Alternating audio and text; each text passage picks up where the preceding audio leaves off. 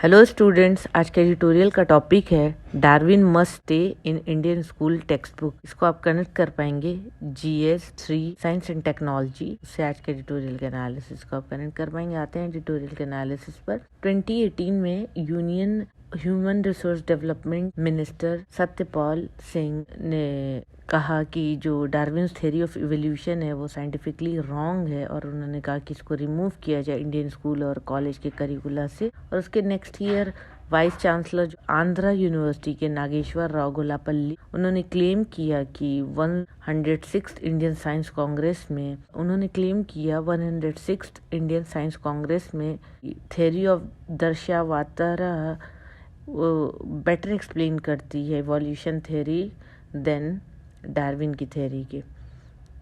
ये दोनों इंस्टेंस ऐसे थे जिसपे अच्छी खासी कंट्रोवर्सी हुई। National council for education research and training NCERT ने डार्विन थ्योरी को हटा दिया एग्जामिनेशन सिलेबस, जो क्लास 9th का था और 10th का था एकेडमिक के 21-22 में।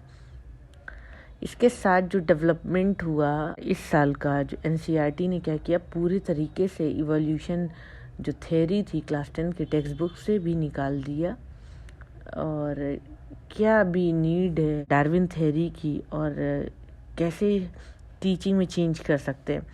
साइंटिस्ट और एजुकेटर्स जो हैं पूरे कंट्री में वो डिसअपॉइंटेड हैं, और वो इस बात को कह रहे हैं कि ऐसा नहीं होना चाहिए। एक बात को तो पूरी तरीके से इस्टेब्लिश किया जा सकता है इस साइंस में कि डार्विन थ्योरी जो है वो सिर्फ ह्यूमन बीइंग के ओरिजिन को ही एक्सप्लेन नहीं करती है और उनके फॉर्म को जो वर्ल्ड में, उसके साथ साथ उनका जो बिलीफ है कि एक इंटेलिजेंट डिज़ाइनर जो कि गॉड है, उन्होंने वर्ल्ड बनाया और बहुत अच्छे से सारी चीज़ें सेटअप किया।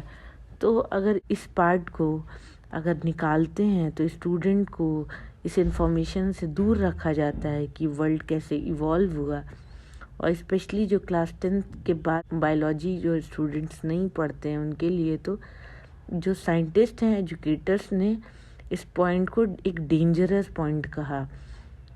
हमारा अप्रोच क्या है डार्विन थ्योरी को पढ़ाने का? लार्जली यही है कि स्टूडेंट को बताएं कि एक लोन इंग्लिशमैन, और लोन इंग्लिशमैन मतलब अकेला इंग्लिश मैन, और अगर 2 में करते हैं तो इंग्लिशमैन जहाँ पर अल्फ्रेड रसेल वॉलेस को मिक्स किया जाता है, वो एक जो टाइड है अपने टाइम की उसके अगेंस्ट वो स्विम कर रहे हैं। डार्विन को हमारी बुक में स्टे करना चाहिए, लेकिन उनकी थ्योरी को टीच करने का वे है उसमें चेंजेस लाने की ज़रूरत है। कहाँ पे हमारी जो टीचिंग उनकी थ्योरी में जो है वहाँ पे चेंज की ज़रूरत है। डार्विन थ्योरी वो फॉसिल्स पर बेस्ड है जो कि उन्होंने कलेक्ट किया था वाइल्ड लाइफ की, जब वो ऑब्जर्व अपने 5-year ट्रिप में 1831 to 1836 HMS बीगल पे, और रूटीनली उन्होंने इस चीज़ को पढ़ाया।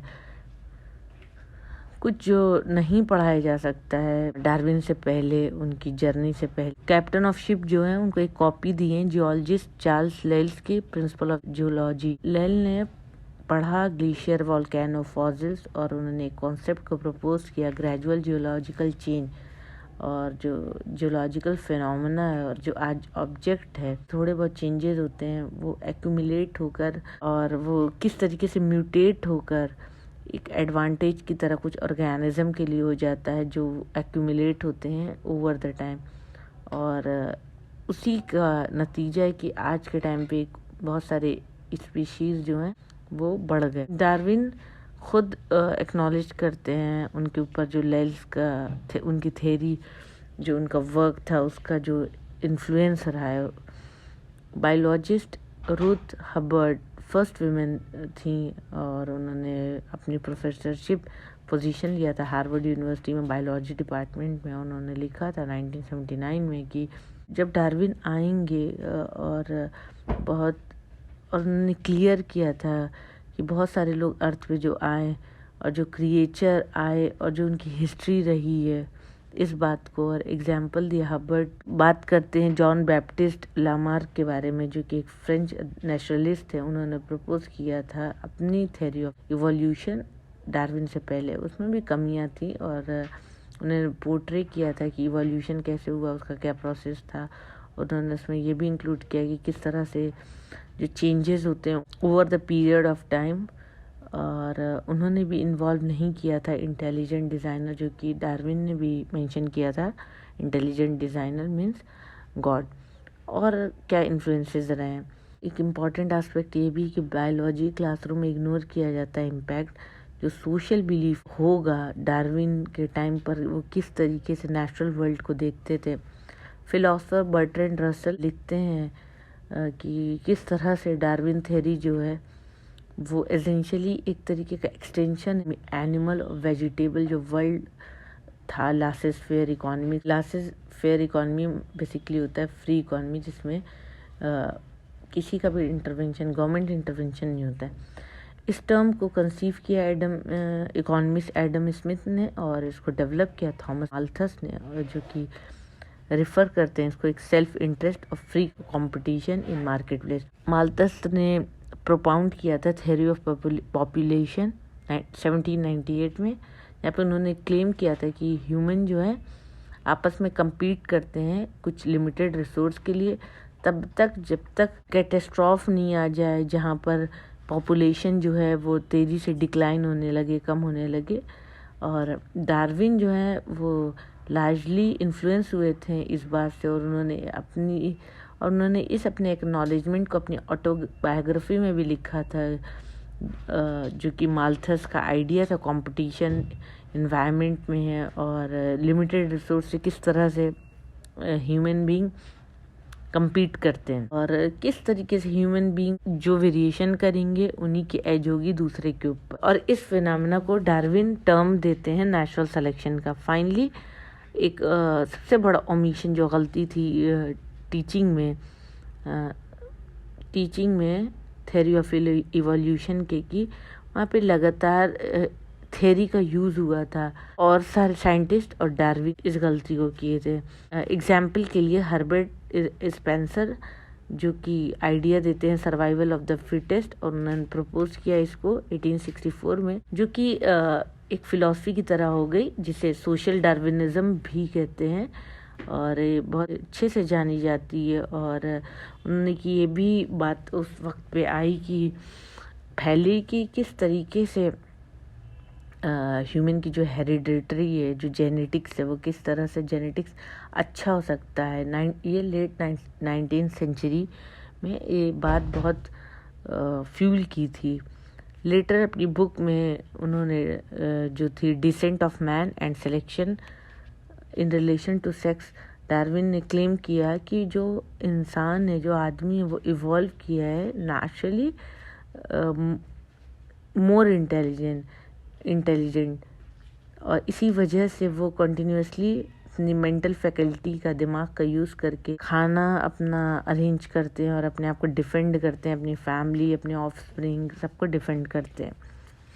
डार्विन उसी तरीके से अपने स्टेटमेंट जैसे देते हैं जैसे Lamarckian theory of use and disuse और अपनी थ्योरी ऑफ नेचुरल सिलेक्शन, और जिसको पहले उन्होंने डिसअप्रूव किया था ओरिजिन में। तो क्या रिमाइंडर है इसका वर्ल्ड ऑफ साइंस में,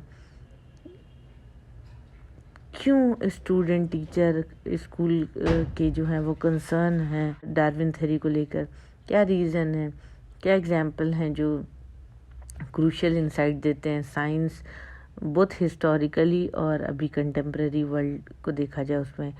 क्या ये रेयर स्टोरी है लोन मैन की, क्या ये शेप्ड बाय सोसाइटी है, कल्चरल बिलीफ उस वक्त का है। तो इससे ये पता चलता है कि जो सेकेंड वर्ल्ड वॉर का टाइम था वो एक क्रूशियल टाइम था जहाँ पे बहुत सारे साइंटिफिक इन्वेंशन डिस्कवरीज हुई थी, जिसमें एटम बॉम्ब भी है जो कि एक्टिवली कंट्रीब्यूट किया था। मोस्ट इम्पॉर्टेंटली अगर देखें तो ये एग्जाम्पल है जो हमें रिमाइंड कराता है कि साइंस भी एक मैसी अफेयर है जैसे और भी ह्यूमन एंडेवर्स हैं, जहाँ पे रिक्वायर्ड है कॉशियसली एक्शन लिया जाए, क्यूरोसिटी के साथ क्रिएटिविटी या इमेजिनेशन जो करते हैं। और साइंस की स्ट्रेंथ वहीं पर है जहाँ पर एबिलिटी को टेस्ट कर सकते हैं, क्रिटिकली इंक्वायरी कर सकते हैं, तभी साइंस का क्लासरूम होगा, वो वहाँ पे स्टूडेंट्स इनकलकेट कर पाएंगे और एक क्रिटिक माइंडसेट को लेके चल पाएंगे।